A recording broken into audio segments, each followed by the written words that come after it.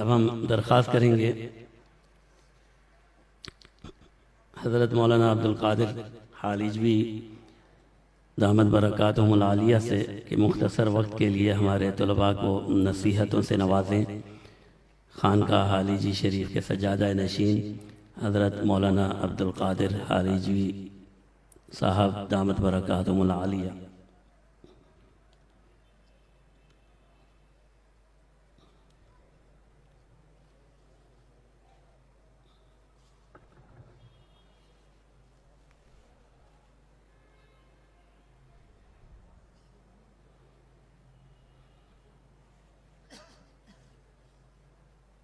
الحمد لله نحمده ونستعينه ونستغفره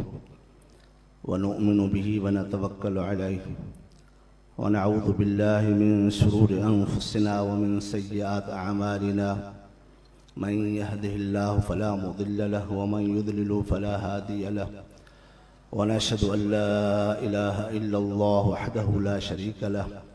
ونشهد أن محمدا عبده ورسوله اللهم صل على سيدنا محمد النبي الأمي وآله وبارك وسلم عدد كل معلوم لك دائما أبدا أما بعد فأعوذ بالله من الشيطان الرجيم بسم الله الرحمن الرحيم وما خلقت الجن والإنس إلا ليعبدون صدق الله العظيم اللہ تبارک و تعالیٰ کے احسان ہوئے تو اللہ تعالیٰ نے اس بابرکت مجلس میں شرکت کی شرف بخشی۔ الحمدللہ مستحق ہیں مولانا مفتی محی الدین صاحب اور ان کے بیٹے سارے، جنہوں نے ہمیں بھی اس بابرکت مجلس میں شرکت کی توفیق عطا فرمائی۔ اور یہ مجلسیں بہت بڑی ہیں، رحمت والی مجلسیں، جس میں قرآن پاک اور احادیث مبارک کا ذکر تذکرہ ہوتا ہے، حضور پاک صلی اللہ علیہ وسلم کی سنت کے مطابق تعلیمات دی جاتی ہیں۔ اللہ تعالیٰ ان اداروں کو قیامت تک قائم اور آباد فرمائے، اور جو بھی طلباء اکرام پڑھ رہے ہیں اللہ تعالیٰ ان کو علم نفع والا بھی عطا فرمائے، نقصان والے علم کو محفوظ فرمائے۔ اللہ تبارک و تعالیٰ ان آیات میں فرمایا انسان اور جن کو فقط عبادت کے لیے پیدا کیا، مقصد ان کا عبادت تھا، لیکن انسان دنیا میں آ کر کے خواہشات کے پیچھے لگ گیا۔ اصل دنیا میں تین مخلوقوں کو اللہ تعالیٰ نے پیدا کیا، ایک کو فقط عبادت کے لیے، اس میں فقط عبادت رکھی، اس میں خواہشات وغیرہ نہیں ہے، اور دوسری مخلوق ہے اس میں عبادت بھی ہے اور اس میں خواہشات بھی ہے، اور تیسری مخلوق ہے اس میں فقط خواہشات ہے، عبادت وغیرہ نہیں ہے۔ ایک مخلوق وہ ہے جس میں اللہ تبارک و تعالیٰ نے عبادت کی روح رکھی، وہ ہے ملائک، اس کی خواہشات وغیرہ کچھ بھی نہیں ہیں، نہ وہ کھاتے ہیں، نہ پیتے ہیں، نہ سوتے ہیں، نہ جگہ بناتے ہیں، نہ کاروبار کرتے ہیں، فقط ان کی عبادت ہی عبادت ہے، ان کی عبادت کے لیے بنایا گیا ہے۔ اور دوسری مخلوق اللہ تبارک و تعالیٰ نے انسان اور جن بنائے ہیں، جن کو عبادت بھی ہے اور خواہشات بھی ہے۔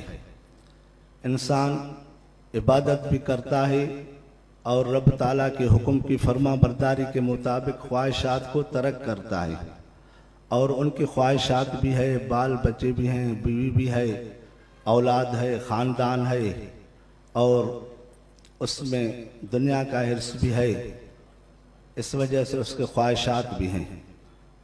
اور اس کے بعد تیسری مخلوق ہے وہ ہے جانور،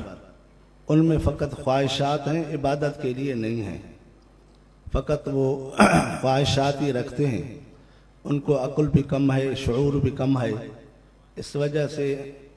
جانور کو کہیں گے یہ گھاس نہ کھاؤ وہ کھائے گا، اس کو پاکائی پلیتی کے پتہ نہیں پڑتا ہے، اس وجہ سے ان کو فقط خواہشات ہی ہے۔ اور انسان میں اللہ تبارک و تعالیٰ نے انبیاء علیہ السلام کو بنایا اور ان کی وجہ سے پوری انسانیت کو فائدہ ہوگا۔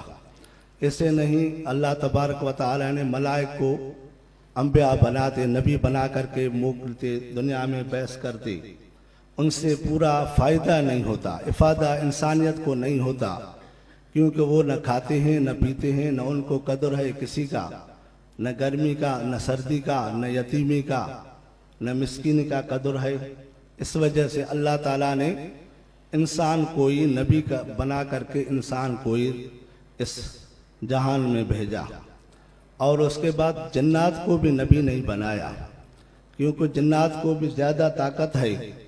وہ بھی دور دور تک مشقت اٹھاتے ہیں، دور سفر کرتے ہیں، طاقت زیادہ ہے، لیکن انسان برداشت نہیں کر سکتا۔ اس وجہ سے اللہ تعالیٰ نے انسان کو ہی نبی بنایا اور فرمایا، اللہ تبارک و تعالیٰ نے اپنی جنس سے یعنی انسانوں کی جنس سے نبی بنایا ہے، اور وہ یتلو علیہم آیاتہ ویزکیہم ویعلمہم الکتاب والحکمہ، وہ قرآن پاک کی آیات پڑھتا ہے، آیات سناتا ہے، دلیل دیتا ہے، اور حکمت بھی بتاتا ہے، اور جسم کو پاک بھی کرتا ہے، زکیہم، اور جسم کو پاک بھی کرتا ہے۔ جسم کے امراض بہت سارے ہیں، جیسے انسان مرکب ہوا جسم اور روح سے، اور روح کی بھی بیماری ہے، جسم کی بھی بیمار ہوتا ہے۔ جسم کی بیماری ظاہری ہوتی ہے، اس کے لیے اللہ تبارک و تعالیٰ نے حکماء اور ڈاکٹروں کو بنایا، اور روح کو جو بیماری ہے اس کے لیے اللہ تبارک و تعالیٰ نے انبیاء بھیجے۔ اس کے بعد العلماء ورثۃ الانبیاء، اور علماء جو ہیں بزرگان دین ہیں، وہ ان کی پرورش کریں گے، روح کو تقویت دیں گے، اس کا علاج کریں گے۔ اب روح جو ہے وہ اس کی غذا اوپر ہے آسمان سے، اور جسم ہے اس کی غذا زمین سے ہے، کیونکہ آدم علیہ السلام کی پیدائش زمین سے ہوئی، تو اس وجہ سے ابھی ان کی پیدائش زمین سے ہوتی ہے۔ اناج گندم کھائے گا، اناج کھائے گا، میوہ وغیرہ کھائے گا، پھل فروٹ کھائے گا، اس کو جسم مضبوط ہوگا۔ ڈاکٹر ان کو بتائے گا یہ سیب کھائیں تو یہ فائدہ ہوگا، کیلا کھائیں کہ یہ فائدہ ہوگا۔ اس وجہ سے ہر میوے میں اپنی اپنی خصوصیت رکھی اللہ تبارک و تعالیٰ نے، اور گندم کھائے گا اس کی طاقت یہ ہوگی، چاول کھائے گا یہ طاقت ہوگی۔ جسم کے ظاہری حساب سے جسم کمزور ہوگا، ظاہری ڈاکٹر کے پاس چلے جائیں گے اور حکیموں کے پاس چلے جائیں گے، اور روح کی بیماری ہوگی اس کے لیے بزرگان دین علماء اکرام کے پاس چلے جائیں گے۔ وہ اس کی روح کی بیماری، اس میں شرک ہوگا، کفر ہوگا، حسد ہوگا، بیماری ہوگی، تکبر، عجب ہوگا۔ اس بیماری کا علاج وہ اللہ والے کرتے ہیں اور بزرگان دین کرتے ہیں۔ اس کے لیے اس کے قرآن شریف کی تلاوت ہوگی، ذکر اذکار ہوگا، اور اس کے علاوہ اس کے اندر میں جو خرافات دل کی ہیں، ساڑ، حسد ہے، بغض ہے، اس کی ختم کرنے کے لیے ان کو تزکیہ کیا جائے گا، وہ اللہ والے کرتے ہیں۔ اب اس کے بعد پھر علوم ظاہری وہ انبیاء علیہ السلام سے حاصل ہوا، جس طرح حضور پاک صلی اللہ علیہ وسلم نے اصحاب صفہ مدرسے کی بنیاد رکھی، اس کی ترتیب دی، اس میں وہ جو طلباء پڑھتے تھے اس میں اس سے فیض یہ چل رہا ہے، اور یہ ظاہری علم تھا۔ اس کے ساتھ ساتھ باطنی علم بھی ہے، وہ باطنی علم نور اور ہدایت ہے، اور علم ظاہر جو ہے وہ کبر، حسد پیدا کرتا ہے، اور تعصب پیدا کرتا ہے، حسد پیدا کرتا ہے۔ میرے پاس علم ہے، ان کے پاس علم نہیں ہے، میرے پاس ان کی پہچان ہے، ان کے پاس پہچان نہیں ہے، اس وجہ سے کچھ تکبر آ جاتا ہے۔ پھر اس کے بعد اللہ والوں کے ساتھ بیٹھنے سے، ان کی صحبت حاصل کرنے سے ان میں جو قدورت ہے، حسد ہے، کبر ہے، وہ ختم ہو جاتا ہے، ان کو ذکر اذکار کی وجہ سے اور اس کا تزکیہ ہو جاتا ہے، اور اس کے لیے اس کے پاس بیٹھنے سے صحبت سے حاصل ہوتا ہے۔ اس وجہ سے یہ سلسلہ بھی सोहबत से हुजूर पाक सल्लल्लाहु अलैहि वसल्लम से लेकर आखिरी तक चला आ रहा है। जिस तरह सनद है उलमा इकराम से, ज़ाहिरी उलूम की सनद है, इस उस्ताद से, इसने इसका उस्ताद हुआ, ये उस्ताद हुआ, इसी तरह शुजरा जो है वो भी सिलसिले का भी इसी तरतीबा दोनों चल रहे हैं इकट्ठे। अल्हम्दुलिल्लाह इनसे दोनों को फ़ायदा होगा, जो सोहबत में होगा उनको भी फ़ायदा होगा। अल्लाह वालों के सोहबत में बहुत बड़ा फ़ायदा होता है। जिस तरह मौलाना अशरफ अली थानवी रहमतुल्लाह अलैह के पास एक आदमी खड़ा था, उसने कहा अल्लाह की रहमत जो है हर वक्त बुजुर्ग के ऊपर रहमत, अल्लाह के वली के ऊपर रहमत बरसती है। क्या हम जो बैठे हैं हमारे ऊपर भी रहमत है? तो एक आदमी पंखा चला रहा था, हाथ वाला पंखा, तो हजरत ने कहा उसको कि आपका इरादा तो यह है कि फ़कत मुर्शिद को लगे, लेकिन हवा जो है सारे जो मजलिस में बैठे हैं सबके ऊपर गिर रही है, उसको लग रही है। इस वजह से जिस तरह अल्लाह की रहमत उस बुजुर्ग को होती है, इसी वजह जो मजलिस में बैठे होते हैं, उनकी सोहबत में बैठे होते हैं, उनके ऊपर भी रहमत हो रही है। इसी वजह से उनकी सोहबत भी हासिल करना चाहिए। और उलमा के साथ बैठना उठना ये भी बहुत बड़ी अच्छी बात है, क्योंकि इंसान बुरे आदत से बच जाता है। जिस तरह इंसान चोर के साथ होगा, चोरी का काम करेगा, उनकी सोहबत में डाकू के साथ होता है, वही ख्यालात आते हैं, और जानी के साथ होगा वही ख्यालात आते हैं। तो इसी तरह अल्लाह वाले के साथ बैठेगा, नेक अमाल के साथ बैठेगा, जो बुजुर्गान हैं आलिम हैं उनके साथ बैठेगा, तो इंशाअल्लाह नमाज की तरफ आएगा, जिक्र अज़कार की तलकीन होगी, उनकी दिल जो है वो जिक्र अज़कार की तरफ माइल होगी,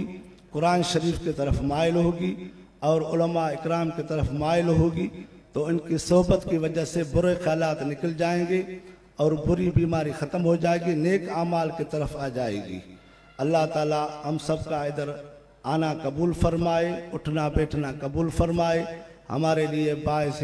मग़फ़िरत अता फरमाए, जहन्नम से निजात अता फरमाए, जन्नत का आला मकाम अता फरमाए, और हमारे उलमा के साथ उठना बैठना कबूल फरमाए। व आखिर दावाना अनिल हम्दुलिल्लाहि रब्बिल आलमीन।